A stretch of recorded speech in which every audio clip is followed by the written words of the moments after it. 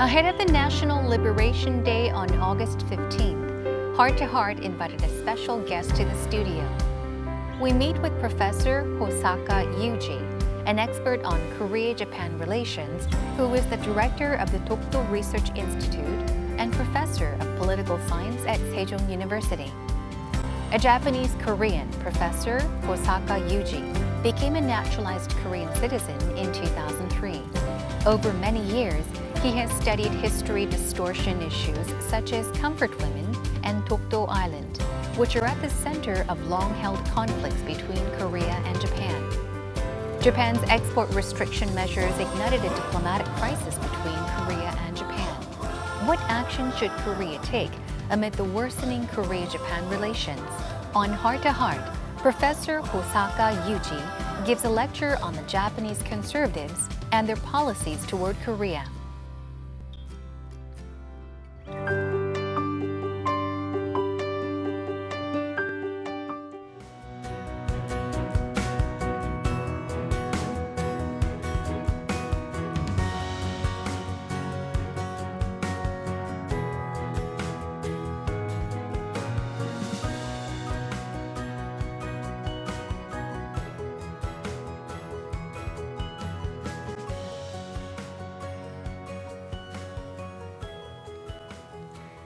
일본의 일방적인 수출 규제로 시작된 한일 경제 전쟁이 길어지면서 한일 관계는 최악의 상황으로 치닫고 있습니다. 한국 국민들 사이에서는 독립운동은 못했어도 불매운동은 한다며 선조들이 남겨둔 과제 잘 마무리지어 제2의 8.15 광복을 만들어야 한다는 목소리가 거세지고 있는데요. 오늘은 특별히 8.15 광복을 맞아 이 위기의 한일 관계를 풀 해법에 대해 말씀해 주실 분을 모셨습니다. 일본 경제침략 특별위원회의 자문위원이자 독도와 또 위안부 피해자 문제를 오랫동안 연구해 오신 호사카 유지 세종대 교수님의 강연으로 오늘의 Heart to Heart 문 열겠습니다. 교수님 무대 위로 모시겠습니다. 네, 감사합니다. 여러분 안녕하십니까? 반갑습니다. 저는 세종대의 호사카 유지라고 합니다. 저는 1988년에 한국에 왔기 때문에 올해 31년이 됩니다. 그래서 1988년 아시다시피 서울올림픽이 있었잖아요. 그때 서울올림픽을 직접 볼 수도 있었습니다. 근데 지난해에는 평창올림픽이 또 한국에서 있었는데요. 그때는 저는 못 갔지만 한국에서 태어난 제 아들이 보러 갔습니다. 그래서 부자 2대에 걸쳐서 한국에서 있었던 올림픽을 볼 수가 있는 그러한 혜택을 좀 누렸어요. 오늘은 일본의 포스 그리고 그들의 대한 정책, 한국에 대한 정책 그러한 내용으로 말씀드리고자 합니다. 저는 아직은 일본 이름을 그대로 사용하고 있습니다. 그러나 국적이 2003년에 바꿨기 때문에 한국 사람이고요. 일본계 한국인이다. 그런 입장에서 말씀드리고자 합니다. 자, 그러면 먼저 일본의 포스라는 것은요. 45년부터 보통 일본의 포스가 어떤 세력인지를 일본에서는 듣기 말합니다. 근데 현재 아베 정권은 45년의 주류였던 일본의 포스가 아닙니다. 현재 아베 정권은 완전히 달라진 새로운 일본의 보수 세력입니다. 이것을 먼저 알아야 하는 것이고요. 자, 그러면 45년 일본이 패전했잖아요. 그때 일본의 중심적인 세력이 되었던 포스들은 상당히 평화주의를 선호하는 포스들이었습니다. 여기에 나와 있듯이 먼저 그런 일본의 포스의 주류를 포스 본류라고 쭉 이야기를 해 왔거든요. 포스 본류 사람들은 샌프란시스코 조약을 받아들입니다. 샌프란시스코 조약이라는 것은 52년에 일본을 전범 국가로 확실하게 규정하여서 일본하고 연합국이 조약을 맺었어요. 그 샌프란시스코 제11조에는 그 일본이 전범이었다라는 그러한 판결을 다 수용한다. 그것을 조건으로 일본이 독립할 수가 있었습니다. 그래서 일본의 포스의 본류들은 그러한 샌프란시스코 조약을 받아들인 포스들입니다. 그런데요, 일본의 포스에는 극우파가 있습니다. 원래 극우파는 일본 포스의 중심이 아니었죠. 포스의 중심은 아까 이야기한 45년 이후는 요시다 시게루를 중심으로 하는 상당히 병화 세력이에요. 네, 경제를 중심으로 일본은 부흥하겠다. 그런데 거기에 반대하는 포스인데 다른 포스가 있는 거예요. 그것을 현재 한국 쪽에서는 극우파라고 하죠. 네, 일본에서는 처음은 그 사람들은 포스의 주류가 아니라 비주류였습니다. 네, 현재도 비주류다라고 하는 사람들이 꽤 많은데 그래도 비주류라고 하면 조금 작은 느낌이 들잖아요. 네, 요새는 커졌어요. 극우파가. 이게 문제인 것입니다. 자, 극우파는요. 그 45년 이후에 키시노부스케라는 사람을 시작으로 이제 만들어지기 시작했습니다. 키시노부스케가 누구냐고 하면 현재 아베 신조 일본 총리의 외조부, 외할아버지가 됩니다. 그리고 또 키시노부스케는 원래는 A급 전범 혐의자였습니다. 일제 간점기 그리고 태평양 전쟁 시절 그 만주에서 만주극을 만든 세 사람 중 한 사람입니다. 그러니까 45년 이후에 체포되어서 A급 전범 혐의자가 됐죠. 그러나 여러 가지 이유로 소환되었습니다. 그 이후에 키시노부스케파, 물론 일본에서는 여러 가지 이름이 파벌의 이름이 있는데요. 크게 봐서 키시노부스케파 라인이 생깁니다. 이게 현재 아베 신조까지 와서 완성된 극우파가 만들어졌는데요. 극우파의 주장은 핵심적인 부분은 일본은 침략국가 아니었다. 여기에 있습니다.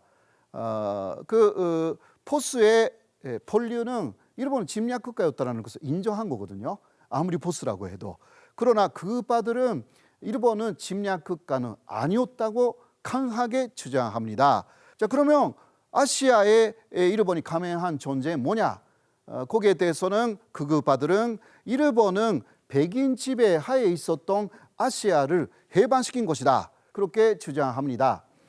그리고 샌프란시스코 제재 자체가 일본을 전범 국가로 보고 있기 때문에 이 샌프란시스코 제재는 너무 오래된 제재니까 이제 변경해야 된다. 이런 상당히 위험한 발상을 하는 거죠.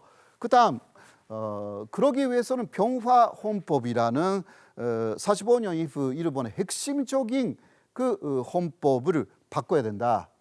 그 중심은 헌법제의 구조죠. 헌법제의 구조가 그 전쟁을 하지 않고 그리고 무기라든가 군대를 갖지 않는다. 기본적으로 자위대라는 것은 그러니까 군대를 인정하지 않기 때문에요. 일본에서 그냥 전수 방위하기 위한 그러한 그 부대로 있는 것뿐인데 그것을 전식적인 45년 이전까지의 일본군으로 개편하겠다. 그러기 위해서는 헌법을 개정해야 된다. 이런 주장을 하고 있고요. 일본은 침략국가도 아니었고 은히 산업계 연합국하고 싸워서 패배한 것뿐이다. 패배했기 때문에 침략국의 오명을 썼다. 그러니까 이제 보통 국가로 일본은 다시 돌아가야 된다. 보통 국가이면 다 군대를 갖고 있는 거 아니냐? 우리도 이제 군대 가져야 된다. 이런 주장을 하는 거죠. 이런 식으로 다 45년 이전에 일본의 제재를 다시 헌법으로 개정하면서 만들어 나가겠다라는 것이 현재 아베 정권의 기본적인 주장 중 하나입니다. 그리고 미국하고 협력하겠다. 이거는 일본의 포스폴리오하고 똑같대요. 네, 그러나 현태가 다르다. 포스폴리오는 미국하고 협력하는 것은 미국의 그 군사력을 사실 빌려가지고 일본은 경제 발전만 한다. 이러한 내용이었는데 그 아베 정권 극우파들의 주장은 그거는 아니고 미국하고 함께 전쟁할 수 있는 나라를 만들겠다. 그러니까 미국하고의 협력을 안보 그리고 군사적인 협력까지 확대시켜 가지고 이제 일본은 보통 국가로서 일본군을 갖고 미국하고 함께 전쟁해 나가겠다. 이게 또 아베 정권의 상당히 중심적인 주장입니다. 그리고 또 그 사람들은 주장합니다. 일본 사람들의 가장 큰 열등감은 미국한테 그리고 연합국인데요. 미국한테 패했다. 여기에 그 일본인의 전체성이 무너진 부분이 있다. 그러니까 앞으로 전쟁을 하면서 이겨나가야 한다. 이런 주장을 또 해요. 네, 그러나 미국하고는 싸우면 안 된대요. 왜냐? 다시 패하니까. 그러니까 극우파의 주장은 미국하고 함께 전쟁을 한다면 계속 이길 것이 아닌가. 그렇게 해서 큰 패배로 전체성의 산조를 입었기 때문에 이제 앞으로 계속 전쟁을 또 절대 치지 않는 미국하고 함께 함으로써 백전백승 이렇게 하면 일본인의 그 잃어버린 전체성 또 갖게 된 아주 고다란 열등감을 씻어낼 수 있다. 이런 식의 주장을 또 합니다. 이게 극우파들이에요. 상당히 좀 이상하죠. 네, 듣기에는 그 다음 갑니다. 특히 그 포스의 비주류 극우파는 또 뿌리가 초슈라는 데 있습니다. 초슈는 현재 일본의 야마구치현입니다. 일본 혼슈가 이렇게 길잖아요. 혼슈의 가장 마지막에 서쪽에 있는 게 야마구치현인데 옛날에 초슈라고 했어요. 그러니까 거기 시모노세키가 있습니다. 시모노세키는 관부 연락선의 관자는 하관, 이게 일본말로 시모노세키. 네, 시모노세키가 있는 데가 옛날에 초슈입니다. 현재는 야마구치현.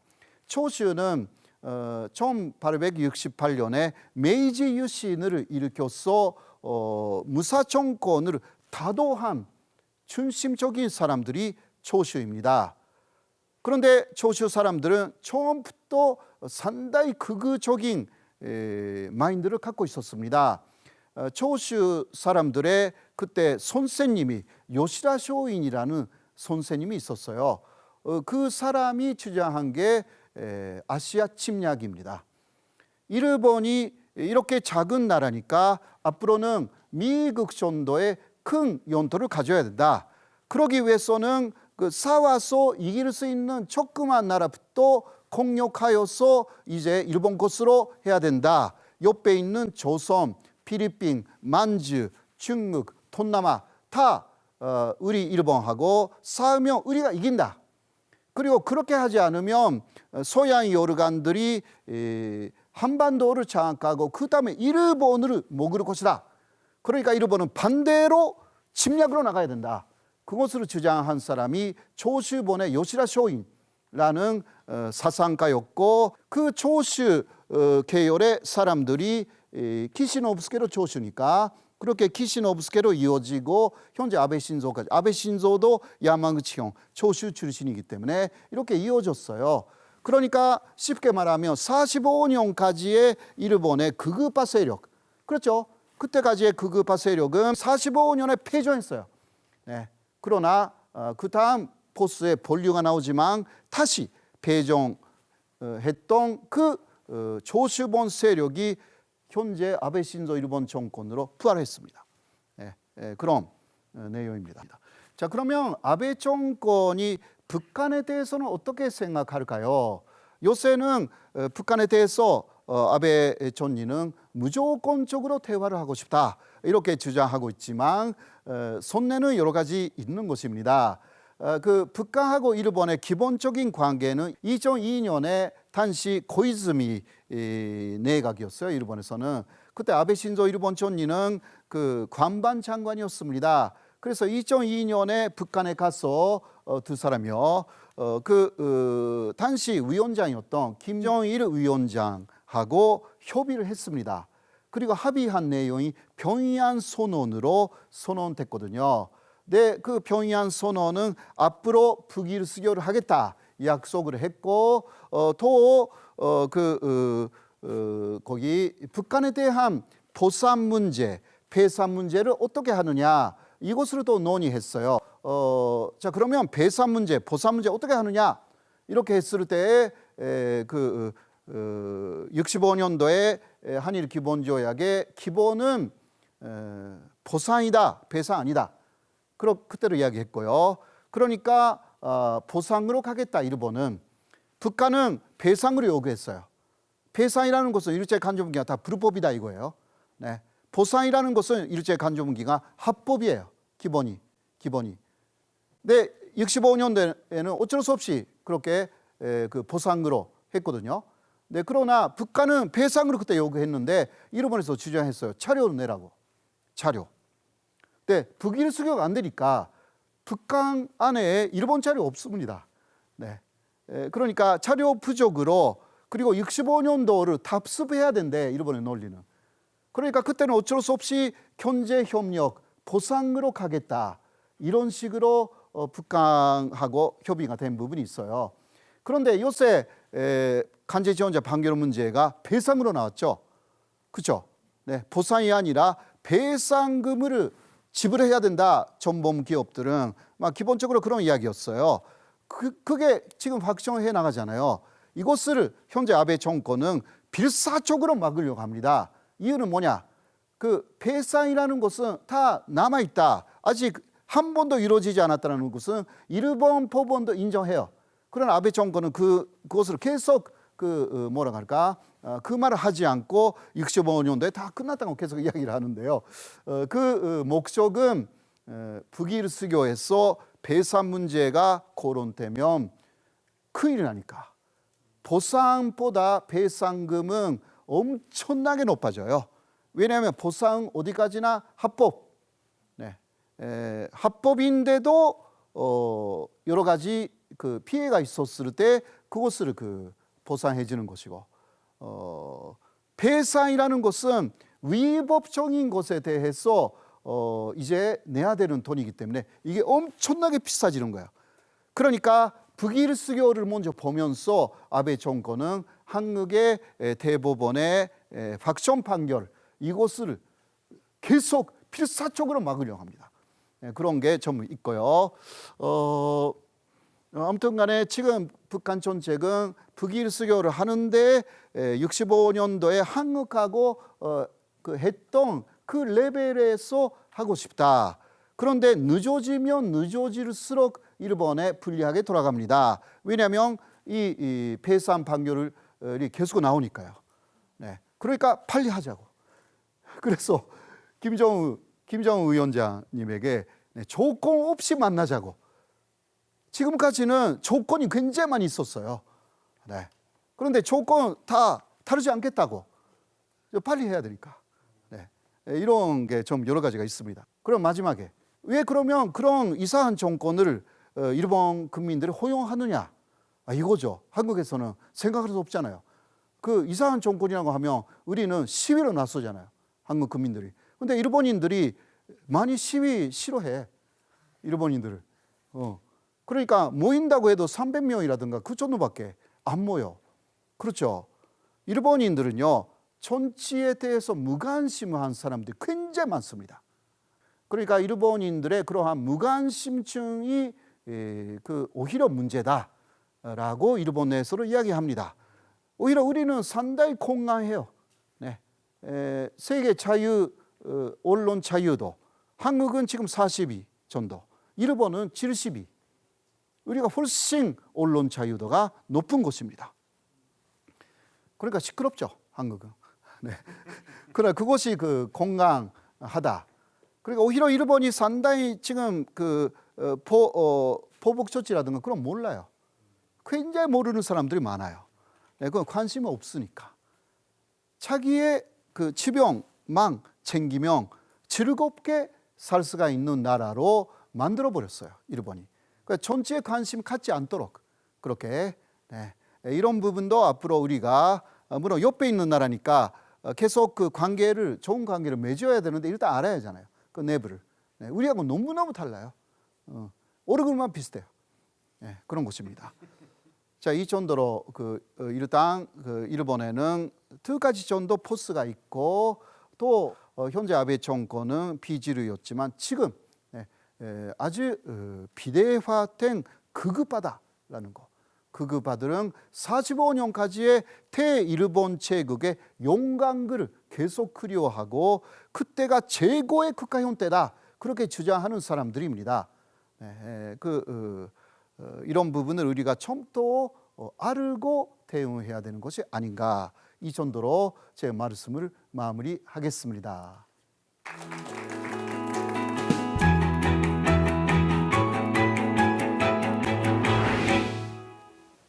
네, 교수님 강연 정말 잘 들었습니다. 감사합니다. 자, 그럼 본격적으로 질문을 드릴 텐데 아베 정부의 이제 한국 수출 규제에서 수출 심사 우대국 즉 화이트리스트 그 명단에서 제외를 시켰습니다. 이제 8월 말에 이제 시행될 텐데 여기가 끝이 아니다라는 이야기가 굉장히 많아요. 그러니까 계속 지속될 것인지 이에 대해서는 어떻게 생각하시나요? 아베 정권의 손내는 계속 하고 싶은 것입니다. 그래서 if 나와 있는 이야기는 그 비관세 장벽을 높이겠다. 비관세라는 것은 그러니까 관세를 올리는 것이 아니라 그 한국에서 들어오는 그 수입품이죠. 일본에서 보면 수입품의 수량을 제한한다라든가 혹은 사실상 그 관세를 올린다라는 이야기도 조금 흘러나오고 있는 것 같습니다. 그거는 그 한국의 농수산물에 대한 관세를 올린다. 이런 이야기가 조금 나와 있죠. 물론 아직은 어떻게 진짜 하루지는 두고 봐야 하는 부분입니다. 네, 사실 이런 상황 속에서 아베 정부에서는 가짜 뉴스를 만들어서 지금 유포하고 있다라는 얘기가 있는데 도대체 어떤 내용인가요? 굉장히 뭐 가짜 뉴스가 많습니다. 그중 가장 심한 것은요. 남한은 북한하고 하나가 되어가지고 그 평화스럽게 된 한반도, 그건 우리의 목표잖아요. 그러나 그렇게 되면 그 반일 국가가 된다. 그리고 또 중국하고 하나가 되어가지고 일본에 대항할 것이다. 그게 일본의 제약의 시나리오다라는 이야기는 뭐 2017년부터 일본이 만들기 시작했습니다. 그러니까 한미를 건조해서 한국이 빠져나간다. 네, 그것은 한국 정부가 그런 말을 한 적이 한 번도 없고요. 한미를 건조는 계속 강화시켜야 된다. 그런 입장이 현재 정권의 입장이잖아요. 그러나 북한하고 한국이 계속 평화스럽게 되는 것 자체가 현재 아베 정권이 볼 때 그 사람들의 영향력이 적어지는 셈이라서요. 이게 평화스러운 남한하고 북한의 관계가 되면 될수록 일본의 영향 하에서 완전히 벗어나 버린다. 그럴 경우는 일본의 외교적인 입지도 좁아지고 상당히 어려운 상황이 온다. 그래서 가짜 뉴스를 만드는 것입니다. 그러면은 이런 가짜 뉴스뿐만이 아니라 제가 듣기로 뭐 대부분의 이제 일본 메이저 언론에서 아베 총리의 비판 기사를 지금 계속 싣고 있다는 얘기를 들었는데 사실인가요? 예, 그렇습니다. 그거는 특히 메이저 언론들은 진보, 보수 다 있지만 그래도 일반 국민들을 대상으로 하기 때문에 어느 정도는 그 객관적인 보도를 하지 않을 수가 없습니다. 그래서 이번에 그 수출 규제 자체가 사실상 간제 지원자 방역 문제에 대한 일본 정부의 보복이다. 그런 것을 정확하게 말합니다. 그렇기 때문에 외교적으로 사실 풀어야 되는 간제 지원자 방역 문제에 대해서 현재 보복으로 나섰다라는 것은 그 선진국으로서 있으면 안 되는 현대다. 이런 식으로 비판하는 메이저 언론들이 많습니다. 네. 심지어는 그 거의 극우파 언론으로 알려져 있지만 메이저 언론으로서 산케신문이라고 있거든요. 네. 산케신문도 이 부분에 대해서는 비판적인 편입니다. 그 강제징용 이제 문제에 대해서 말씀을 하셨는데 그 강제징용 배상 문제뿐 아니라 위안부 문제도 사실은 좀 해결이 되어야 하는 시급한 사안인데 그렇다면 이제 위안부 문제 그리고 독도 문제 어떻게 보시나요? 먼저 독도 문제부터 말씀드리면요. 독도는 영토 문제이고 그리고 독도 문제에 대한 그 일본 쪽에 많은 주장들이 있습니다. 한국 정부가 독도 문제 연구에는 상대 지원을 많이 했습니다. 그렇기 때문에 저도 많이 연구를 했고요. 네. 논리적으로만 보면 일본 쪽의 논고 논리는 거의 완벽하게 지금 극복해 놓은 상태입니다. 자료적으로도 국제법상으로도 그러니까 일본이 아무리 뭐 독도가 일본 것이다 어쩌고 저쩌고 말해도 그거는 거의 문제가 없는 수준까지 현재 왔습니다. 그러나 위안부 문제는 역대 정권에서 많이 연구에 지원을 하지 않았습니다. 네. 한국에서요. 이상하게. 그러니까 2012년에 그 헌법재판소 여기 한국의 헌법재판소에서 위안부 문제에 대해서 한국 정부가 도와주지 않았다. 앞으로는 도와줘야 한다라는 헌재의 결론이 난 후에야 그때는 이명박 정권이었지만 네. 위안부 문제 해결에 처음으로 본격적으로 나섰습니다. 그러나 2015년에 위안부 합의가 역시 보상금 지급으로 끝나버렸습니다. 네. 15억 엔을 일본이 냈지만 보상금이었기 때문에 아까도 조금 이야기했지만 그것은 위안부 제도가 합법이었다는 함의가 있는 것입니다.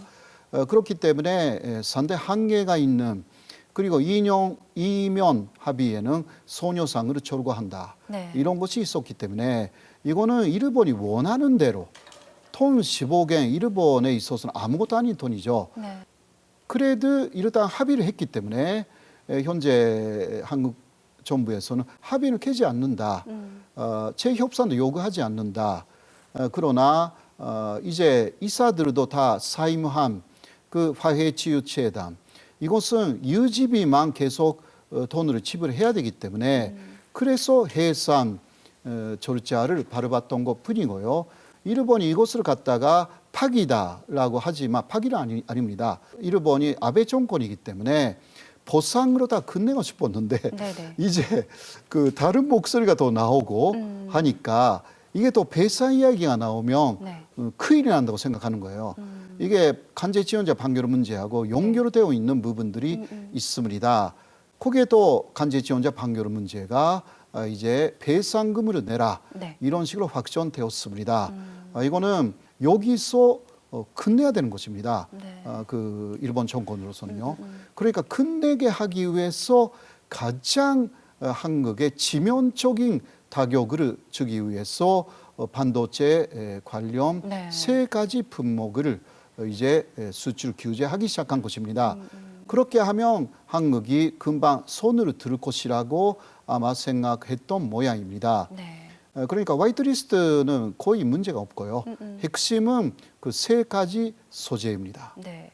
자, 이렇게 올해는 3.1절 100주년 그리고 광복 74주년이 되는 해인데요. 한국도 이제 일본도 모두 조국인 교수님께 여쭤보고 싶은 게 바람직한 한일 관계란 어떤 걸까요? 바람직한 한일 관계는 네. 역시 의호로 가는 거잖아요.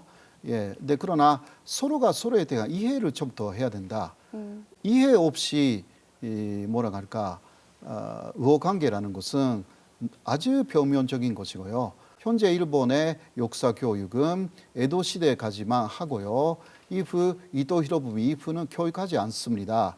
그러니까 그 일본의 침략 시대를 일본에서는 배우지도 않고 네. 대하 드라마에서도 이토 히로부미 이후는 드라마가 되지 않습니다. 그러니까 일본인들은 일본이 아시아를 침략한 시절에 대해서 상세한 내용을 전혀 모른다. 네. 정말이에요. 이거는 정말 심각한 내용인데 그러니까 우리가 뭔가 역사적인 이야기를 조금 하려고 해도 그쪽에는 기초적인 소양 자체가 없습니다. 그런 부분에서 진짜 의호가 가능한지 물론 표면적인 의호는 돼요. 네. 그리고 또 우리도 일본에 대해서 좀 더 알아야 된다. 한국 쪽에서도요. 서로가 서로를 일단 존경하는 마음이 조금이라도 없으면 의호 관계는 없습니다. 네. 저는 그렇게 생각합니다. 네네. 저도 전적으로 동의합니다. 지금까지 이제 처음에 강연을 시작을 했고 대화를 나눴는데요. 지금 방청객 분들이 계세요. 혹시 지금까지 이제 이야기를 계속 들으셨는데 방청객 질문 받겠습니다. 질문 있으신 분? 예, 네. 저 질문 있습니다. 일단 교수님께 유익한 강연을 해주셔서 감사의 말씀을 드리고 싶습니다. 제 질문은 지금 그 강연하시던 중에 일본 사람들은 정치에 대한 관심이 없다, 무관심하다고 말씀하셨는데 혹시 요새 한국에서 지금 국민들로부터 장기화되고 있는 일본 제품에 대한 불매 운동이라든지 아니면 일본 여행 자제 움직임이 과연 일본 사람들이 정치에 대해서 관심을 가질 수 있는 계기가 될 수 있는 것인지 그거에 대해서 교수님의 그 생각을 말씀해 주시면 감사하겠습니다. 예, 그 일본 제품 불매 운동이 상당히 장기화되어 있어가지고요. 일본의 언론들도 이거는 심상치 않다 이러한 보도를 하고 있습니다. 특히 일본의 보수 언론들도 현재까지 일본에 대한 한국의 불매 운동이라는 것은 아주 단기간에 끝났다라는 그러한 이야기가 쭉 있었습니다. 벌써 한 달이 지났고 한국 국민의 80% 이상이 참여한다라는 현대로 번지고 있기 때문에 완전히 무관심한 사람들은 조금 몰라도 조금이라도 전체에 관심이 있는 사람들이 이제 또 한국에 대해서 주시하기 시작할 것이고요. 그리고 또 전체에 관심이 없는 사람들도 이것으로 피해가 나오는 특히 일본의 기업들의 피해죠. 이것은 특히 일본의 작은 도시에서는요. 90%까지 관광객이 한국인이었는데 이제 사라져 버렸다. 그러니까 일본의 일부 지방의 지사님들이 공개적으로 공개 속상해서 힘들다라는 말을 하기 시작했습니다. 이것은요, 하나의 제품뿐만이 아니라 관광이라는 것은 아주 종합적인 상품입니다. 거기에 그러니까 사는 집안 사람들이 이렇게 되면 그 전체에 관심을 가질 수밖에 없는 상황이 되었다라고 할 수가 있습니다. 앞으로 이것은 조금 지켜봐야 되는 내용이 있고 여러 가지 함의가 여기에 있다고 저는 보고요. 그리고 또 불매 운동을 오히려 한국 제품 사랑 운동으로 완전히 바꿔놓아야 된다. 저는 그렇게 생각합니다. 일본 안에 특히 젊은이들은요, 재미있는 이야기를 해요. 왜 일본 제품 불매 운동을 요새 하냐고 이해가 안 된대요. 왜냐하면 젊은이들이 볼 때 한국 제품이 좋은 게 아주 많대요. 그러니까 아직도 일본 제품을 한국에서 왜 그렇게 좋아하냐고 이해가 안 된대요. 젊은 사람들은요, 일본보다 한국이 훨씬 선진국이라고 느끼고 있는 사람들이 저도 놀랐는데 꽤 많습니다. 그러니까 그런 부분에서는 한국인이 굳이 일본 제품을 쓸 필요가 별로 없는 것입니다. 실제적으로 가격만 비싸고 내용이 별로라는 일본 제품이 꽤 있을 겁니다. 그런 것은 한국 제품을 오히려 사랑하면서 한국 경제를 더 도약시키는 그런 계기로 삼을 수도 있고 해서요. 이런 불매 운동이라는 것은 한국 제품 사랑 운동으로 계속 바꿔 나가면 오히려 좋은 것이 아닐까 저는 그렇게 생각하고 있습니다. 네. 답변 감사드립니다. 이렇게 강연까지 해주시고 멋진 답변까지 해주시고 이렇게 귀한 시간 내주셔서 교수님께 감사의 말씀드립니다. Thank you for joining us on Heart to Heart. 고맙습니다. 고맙습니다. 네. 1965년 한일 수교 이후 최악의 상황이란 말까지 나올 정도로 좀처럼 답이 보이지 않는 상황입니다. 자, 폴란드를 대상으로 기회가 있을 때마다 끝없이 사죄를 한 독일처럼 가해국인 일본이 과거에 대한 잘못들에 대한 사죄를 진심 어린 사죄를 하는 날이 속히 오길 기대해 봅니다. 오늘 함께해 주셔서 감사드립니다. 네, 다음에 뵙겠습니다.